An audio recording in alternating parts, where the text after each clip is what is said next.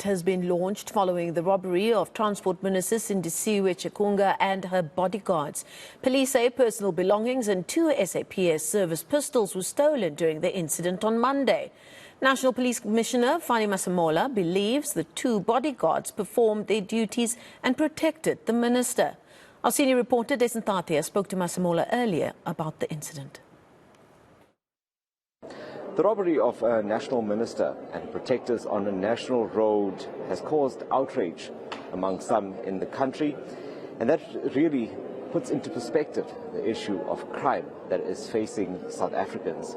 I'm now joined by the National Commissioner for the SAPS, who's here with his police management, General Fannie Masemola. Thank you so much for joining me.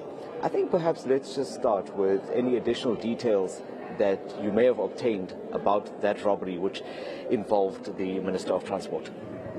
Yeah, no, there is no any further details except that the robbery did happen on the N3 freeway, and myself and the Provincial Commissioner Gauteng, we have a team that is investigating the case with a view to find the culprits.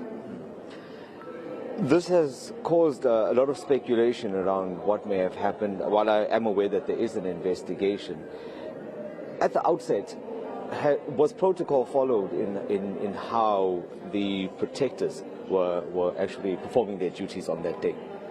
Yeah, the protectors, they did their work in the way they did. So they happened to be found at that spot where they encountered a puncher, and they did drive some distance and they attend to the vehicle, and it's unfortunate that there was that robbery and people came and pointed them, and yes, that's the unfortunate incident.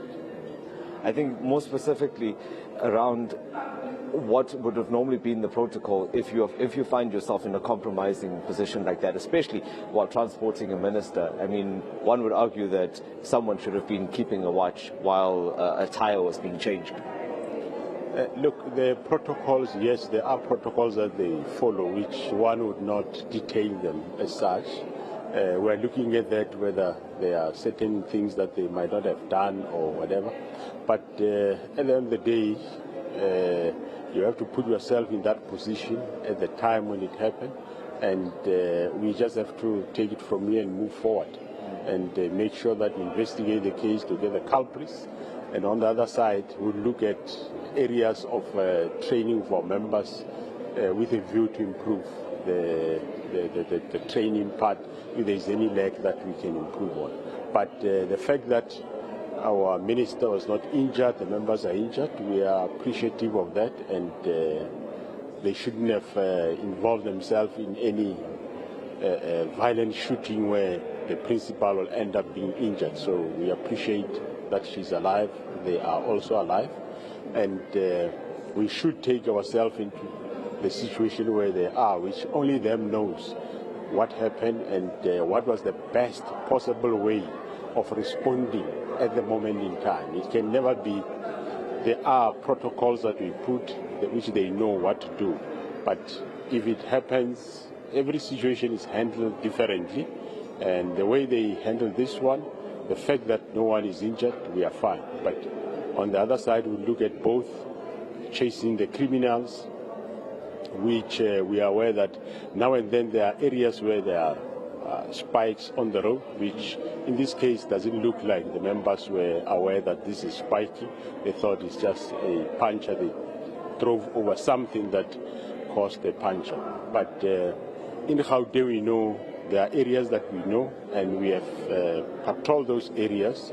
There has been shooting with criminals in parts of those areas. There's been some arrest. It will subside and come back now and then, but we continuously deploy in those areas. Appreciate your time. Thank you so much. That's the National SAPS Commissioner General Fannie Masemola there. He'd also been addressing the delegates at the Pop Crew Congress here at the ICC in Dublin. I'm Dasen Thathiah in Dublin.